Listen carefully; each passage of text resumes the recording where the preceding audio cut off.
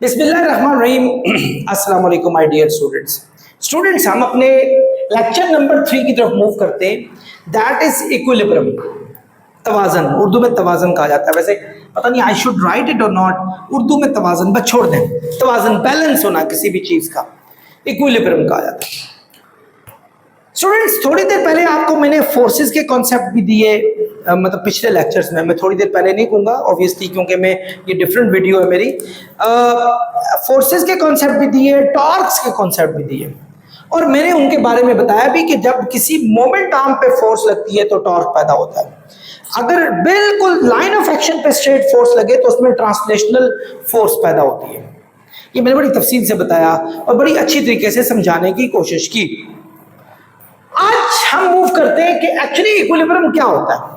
Student, एक analogous example से start करते हैं, फिर उसके बाद मैं आपको अच्छे तरीके से समझाने की कोशिश करूंगा। और बल्कि ये मैंने एग्जांपल आपको एक फर्स्ट लेक्चर में दी भी थी। फर्स्ट करो, एक टग ऑफ वॉर हो रही है। ये टग ऑफ वॉर में रस्सा है, रस्सा कशी, टग ऑफ वॉर हो रही है, ठीक है। एक रस्सा कशी हो रही है। रस्सा कशी में यहां एक फोर्स लग रही है, एक बच्चा फोर्स लगाता है 50 न्यूटन का। एक और फोर्स लगती है हमारे पास 10 न्यूटन की। एक और फोर्स लगती है हमारे पास 5 न्यूटन की। और कहां लग रही है सारी फोर्सेस? उस साइड पे लग रही है, राइट साइड पे। अब इस साइड पे भी फोर्सेस लग रही हैं, एक फोर्स, 2 फोर्स, 3 फोर्स। ये ए फोर्स जो है वो हमारे पास 90 न्यूटन की, नाम सॉरी बहुत ज्यादा हो गई, 40 न्यूटन की है। फोर्स बी हमारे पास यहां लगती है इस साइड पर, वो 20 न्यूटन की लगती है। और यहां हमारे पास 5 न्यूटन की एक और बड़ा कोई लेजी सा बच्चा लगा रहा है। तो बच्चों, ये हमारे पास 6 जो है स्टूडेंट्स हैं, they are taking part in a tug of war. So what they are doing, 3 students are exerting force on the right side. So the sum of the forces of this is 50, 10, 60 and 65. So they are 65. And sum of forces on this side is 65 Newton as well. So both forces are same. दोनों forces same है. What is the difference? One force has a direction opposite to the other force. एक force की direction दूसरी force की direction से बिल्कुल opposite है। तो क्या होने जा रहा है स्टूडेंट्स? हमारी नेट फोर्स 0 हो रही है, क्योंकि ये फोर्स राइट साइड पे लग रही है। अगर हम एक चार्ट बनाए जिसमें एक्स एक्सिस की फोर्सेस को डिस्कस करने की कोशिश करें, तो राइट साइड वाली जो फोर्सेस होती हैं उनको पॉजिटिव लिया जाता है, और जो लेफ्ट होता है एक्स एक्सिस में उसको नेगेटिव लिया जाता है। तो हम पॉजिटिव फोर्स और ये वाली नेगेटिव फोर्स का सम अगर कर ले तो ये हमारे पास 65 और ये -65, सम ऑफ फोर्सेस 0 हो जाएंगे। अगर सम ऑफ फोर्सेस स्टूडेंट्स 0 हो जाए तो बॉडी हमारी इक्विलिब्रियम में हो जाएगी, बिल्कुल equilibrium. This is called equilibrium. Equilibrium वो होता है जिसमें हमारी नेट फोर्सेस 0 हो जाती है। याद रखें, नेट फोर्स 0 होने से हमारा एक्सेलरेशन कभी भी प्रोड्यूस नहीं होता। क्यों नहीं होता? न्यूटन का सेकंड लॉ आप लोगों ने पढ़ा है। When a force acts on a body, an acceleration is produced in the direction of the force. जब किसी बॉडी पे फोर्स लगती है, नेट फोर्स लगती है, तो बॉडी में एक्सेलरेशन प्रोड्यूस होता है और वो फोर्स की डायरेक्शन में प्रोड्यूस होता है। लेकिन जब नेट फोर्स हमारे पास 0 हो जाएगी तो स्टूडेंट्स हमारे पास एक्सेलरेशन भी 0 हो जाएगा, क्योंकि न्यूटन के सेकंड लॉ का नेक्स्ट था, a force is directly proportional, acceleration is directly proportional to the force. Acceleration जो पैदा होता है वो फोर्स के डायरेक्टली प्रोपोर्शनल होता है। तो फोर्स अगर बढ़ेगी तो एक्सेलरेशन बढ़ेगा, फोर्स अगर कम होगी एक्सेलरेशन कम होगा, फोर्स अगर 0 होगी तो एक्सेलरेशन भी हमारे पास क्या हो जाएगा? 0 हो जाएगा। वैसे आप लोगों ने F = m में पढ़ा हुआ है। अगर फर्ज करें फोर्स हमारे पास 0 है, मास यहां जाके डिवाइड करें, मास कभी भी 0 नहीं हो सकता, एक्सेलरेशन भी हमारे पास 0 हो जाएगा। आई होप आप मेरी बात को समझ गए होंगे। सो अगर एक्सेलरेशन 0, एक्सेलरेशन के बारे में हमने क्या पढ़ा था student? Rate of change of velocity is called acceleration. आप लोगों ने पिछले चैप्टर में इसको पढ़ा भी है। Rate of change of velocity का मतलब है VF minus VI over T, और एक्सेलरेशन हमारे पास 0 है। डेल्टा टी स्टूडेंट्स यहाँ डिवाइड हो रहा है, इसको यहाँ शिफ्ट करें तो मल्टीप्लाई होकर 0 हो जाएगा। VF माइनस VI यहाँ के माइनस हो रहा है, जब इसको यहाँ शिफ्ट करेंगे ये प्लस हो जाएगा। तो इसका मतलब है हमारे पास इनिशियल वेलोसिटी और फाइनल वेलोसिटी दोनों सेम हो जाएंगी। यानी स्टग ऑफ वॉर में जब इसने गेम स्टार्ट की थी, यानी यहां से खींचने की कोशिश की, वहां से खींचने की कोशिश की, इनिशियल स्पीड इसकी 0 थी, लेकिन फोर्सेस भी हमारे पास क्या हो गई, बैलेंस हो गई, और सम ऑफ फोर्स 0 हो गई, एक्सेलरेशन 0 हो गया, तो इसकी फाइनल वेलोसिटी भी इनिशियल वेलोसिटी जैसी हो जाएगी, यानी 0। यानी this rope is not going on either way, किसी भी साइड पर ये रोप जाने वाली बिल्कुल भी नहीं है। बिल्कुल इसी तरीके से एक पंखा जो लटक रहा होता है, नीचे की तरफ ये अपना वजन लगा रहा है, तो इसका ये कोई ना कोई फोर्स लगा रहा है। इसको ऊपर की तरफ पकड़ के रखा हुआ है, ये अपोजिट फोर्स है। तो नीचे वाली फोर्स और अपोजिट फोर्स दोनों फोर्सेस हमारे पास बराबर होती हैं, तो एक्सेलरेशन भी 0 हो जाता है, क्योंकि फोर्सेस बराबर हो जाएं और दोनों डिफरेंट डायरेक्शन की हो, तो सम ऑफ फोर्सेस हमारे पास हो जाती हैं 0, तो एक्सेलरेशन भी हमारे पास हो जाएगा 0। तो इसका मतलब है बॉडी हमारे पास इक्विलिब्रियम में रहेगी। इक्विलिब्रियम का मतलब होता है कि जो फाइनल स्पीड है वो इनिशियल स्पीड के बराबर ही रहेगी, यानी वो फाइनल स्पीड उसकी 0 ही होगी, क्योंकि बॉडी ऑलरेडी उसमें थी। मैं स्पीड के जरिए इसका क्यों जिक्र कर रहा हूं, ये मैं आपको लाजमी बताना चाहता हूं। माय डियर स्टूडेंट्स, मैं वेलोसिटी के फॉर्म में आपको ये सारी बातें क्यों बता रहा हूं। मैंने बताया, सुने, मैंने बताया सम ऑफ फोर्सेस अगर 0 होंगी तो एक्सेलरेशन भी क्या होगा स्टूडेंट, 0 होगा, तो आपकी जो इनिशियल और फाइनल वेलोसिटी है वो सेम हो जाएगी। ये बताना लाजमी था। इसके लिए इक्विलिब्रियम के लिए इस कंडीशन को इक्विलिब्रियम कहते होते हैं, और फोर्सेस वाली जो कंडीशन होती है स्टूडेंट्स, उसको हम ट्रांसलेशनल इक्विलिब्रियम कहते हैं। डियर स्टूडेंट्स, आइए एक एग्जाम्पल पढ़ते हैं। आपने अक्सर औकात देखा होगा कि हाई हाई बुलंदियों पे जाकर पैराशूट वाले, पैराट्रूपर्स जिनको कहा जाता है, ठीक है स्टूडेंट्स, आप लोगों ने देखा कि पैराट्रूपर्स जो हैं वो बिल्कुल जब ऊपर से किसी हाइट से नीचे आ रहे हो वो बड़े सुकून से आ रहे होते हैं। होता क्या है एक्चुअली, फर्ज करें ये हमारे पास जो है ना, ये पैराट्रूपर है, इसने ये ऊपर, पैराट्रूपर ये नीचे आ रहा है, नीचे की डायरेक्शन में आ रहा है। इसलिए होगा क्या, जब ये नीचे आ रहा है तो एयर, या आगे जाकर वैसे नेक्स्ट क्लासेस में एक लॉ पढ़ेंगे जिसको स्टोक्स लॉ कहा जाता है, उसमें बड़े तफसील से ये बातें सारी बताई हैं, टर्मिनल वेलोसिटी का कंसेप्ट भी है।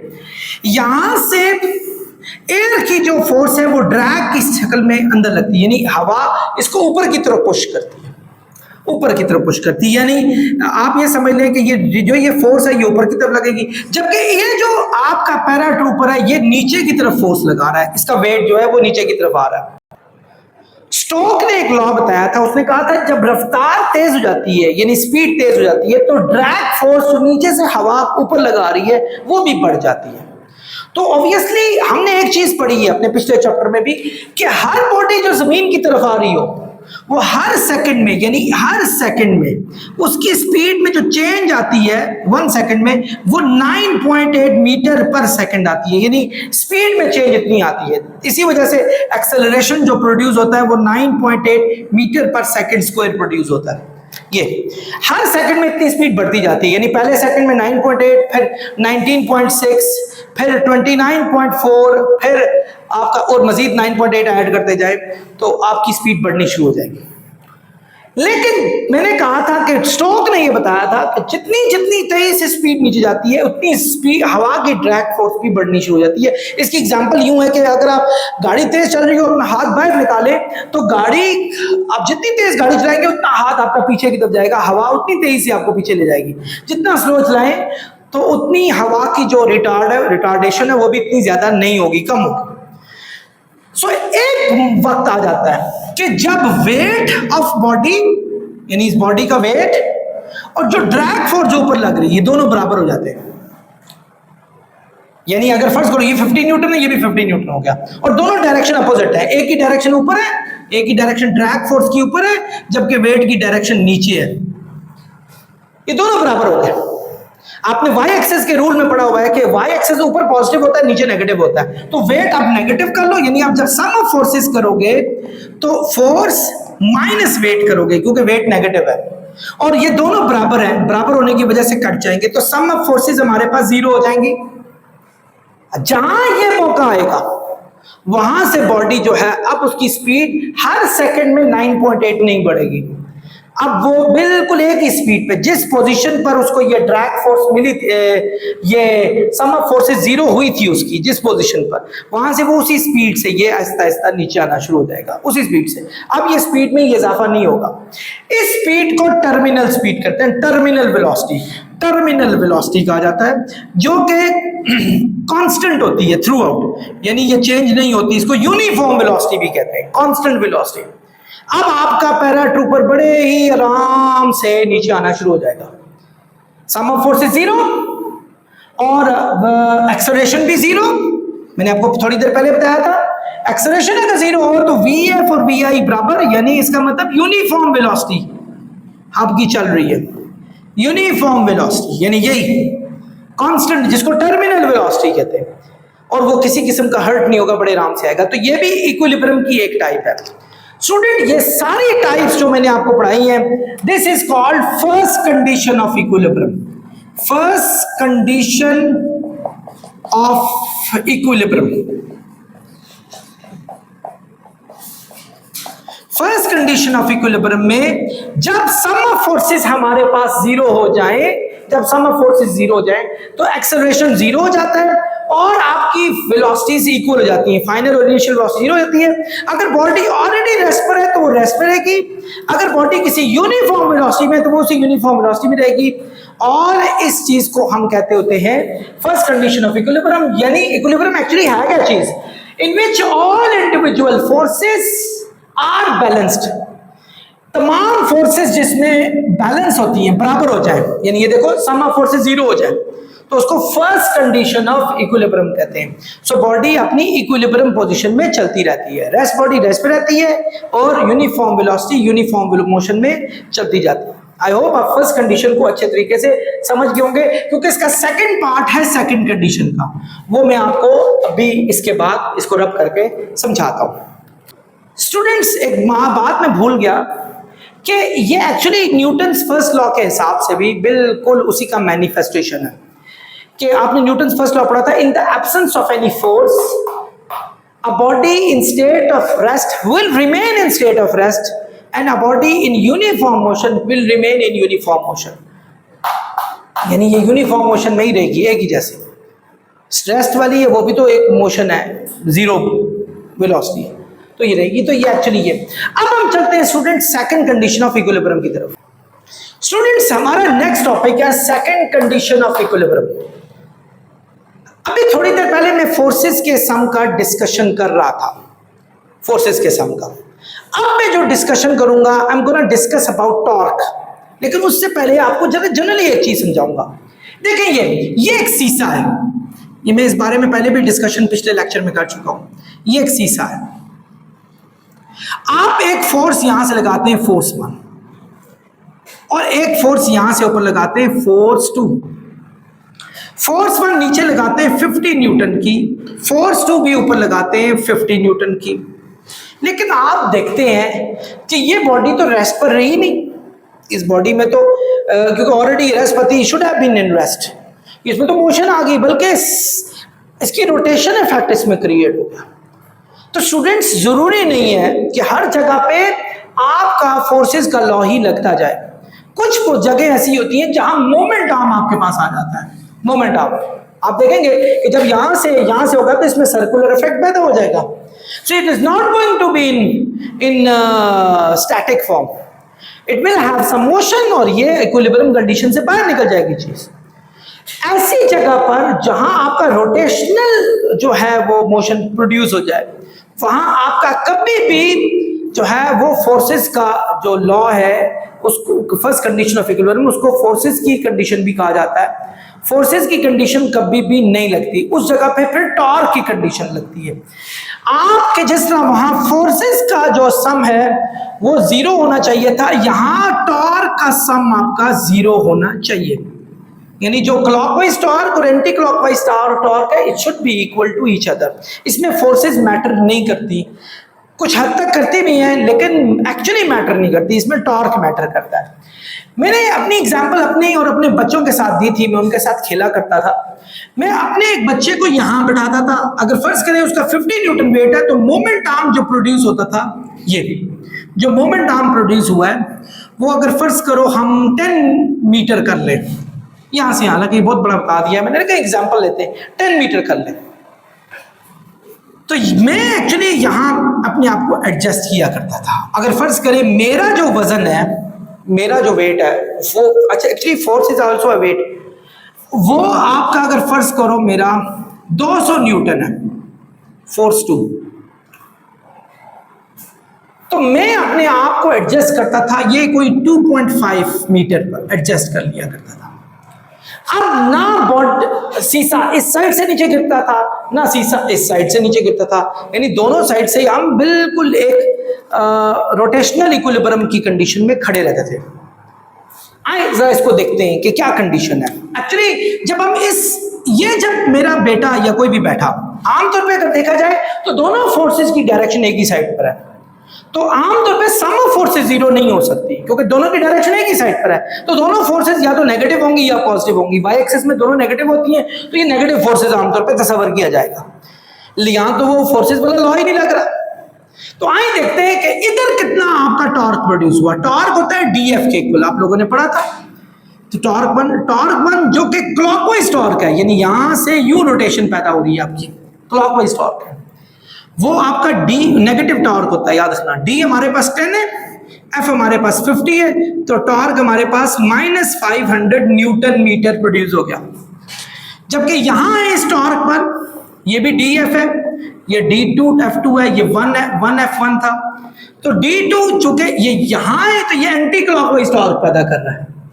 इसका D हमारे पास 2.5 है और फोर्स दी भी है हमारे पास 200, तो स्टूडेंट्स ये हमारे पास 500 न्यूटन मीटर है। तो अगर मैं दोनों टॉर्क्स को ऐड कर लूं, टॉर्क 1 प्लस टॉर्क 2 को, तो -500 plus 500, so they're gonna cancel with each other, now you going to have zero torque। आपकी बॉडी रेस्ट पर मौजूद है, बिल्कुल। आई होप आप मेरी बात समझ रहे होंगे। तो बॉडी ना उधर जाएगी ना उधर जाएगी। ये हमारे पास थी रुकी हुई स्टैटिक फॉर्म में हमारे पास टॉर्क वाली कंडीशन, जिसको सेकंड कंडीशन ऑफ इक्विलिब्रियम कहते हैं, वो प्रोड्यूस होगी। सो इसकी डेफिनेशन हो जाएगी in which all individual torques exerted upon an object are balance, जिसमें जो टॉर्क है वो दोनों साइड के एक दूसरे को बैलेंस कर लें, तो बॉडी वो भी इक्विलिब्रियम में होती है, और इसको सेकंड कंडीशन ऑफ इक्विलिब्रियम कहते हैं। जिस तरह फोर्स के जीरो होने से एक्सेलरेशन जीरो हो रहा था फर्स्ट कंडीशन ऑफ इक्विलिब्रियम में, याद रखें स्टूडेंट, टॉर्क को सर्कुलर फोर्स भी कहा जाता है, एंगुलर फोर्स भी कहा जाता है, ये याद रखें, आप अगली क्लास में जाकर इसको पढ़ेंगे, एंगुलर फोर्स। तो इसी तरह एक होता है एंगुलर एक्सेलरेशन, ये भी आगे जाकर पढ़ेंगे, इसकी यूनिट होती है रेडियन पर सेकंड स्क्वायर, तो ये होती है। जिस तरह फोर्सेस का सम जीरो होने से एक्सेलरेशन भी जीरो हो जाता है, इस तरह टॉर्क जीरो होने से एंगुलर एक्सेलरेशन भी जीरो हो जाता है। ये एंगुलर एक्सेलरेशन का साइन होता है हमारे पास, ये अगली क्लास में पढ़ेंगे, मैंने थोड़ा सा एक्स्ट्रा बता दिया। जिस तरह एक्सेलरेशन के जीरो होने से VF और VI बराबर हो जाते हैं, इस तरह एक्सेलरेशन एंगुलर एक्सेलरेशन के जीरो होने से angular final velocity initial angular velocity के इक्वल हो जाती है। एंगुलर वेलोसिटी सर्कल में होती है, ये भी आप पढ़ेंगे, इसकी यूनिट रैड पर सेकंड होती है अगली क्लास में जाकर।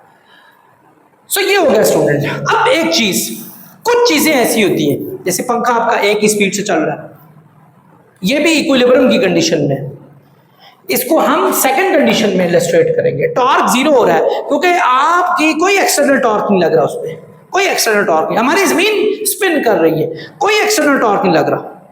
अगर एक्सटर्नल टॉर्क लग रहा होता ना उस पर, तो आपकी बॉडी की रोटेशन में बार बार फर्क आता, कभी ज्यादा हो जाती कभी आप, और आप भी उठ उठ के कभी कहाँ लग रहे होते कभी कहाँ लग रहे होते। चूंकि हम देखें कितने सेटिस्फाई हो गए, आराम से हमारे घर भी स्टेबल है, उसकी रीजन यही है कि हमारी जमीन की जो सर्कुलर मोशन है इट इज वेरी यूनिफॉर्म, बहुत ही यूनिफॉर्मली वो चल रही है, और वो सेकंड कंडीशन ऑफ इक्विलिब्रियम को फॉलो कर रही है, इसमें समेशन ऑफ टॉर्क जीरो है।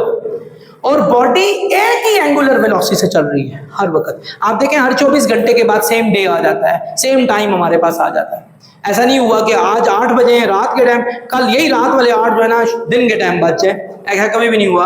यानी जमीन तेज हो जाए, जमीन तेज कभी भी नहीं होती। सो आई होप आप सेकंड कंडीशन ऑफ इक्विलिब्रियम को अच्छे तरीके से समझ गए होंगे। स्टूडेंट्स नेक्स्ट लेक्चर तक आपसे खुदा हाफिज।